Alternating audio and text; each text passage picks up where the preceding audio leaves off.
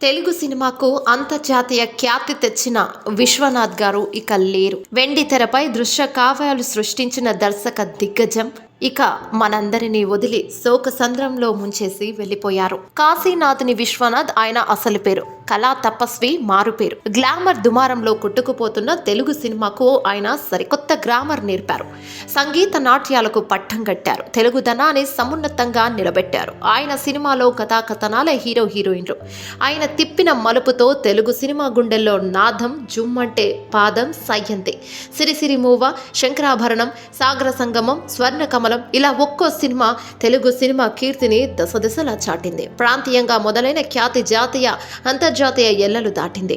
ఆయన సినిమాల కోసం ప్రేక్షకులే కాదు అవార్డులు రివార్డులు ఎదురు చూసేవి.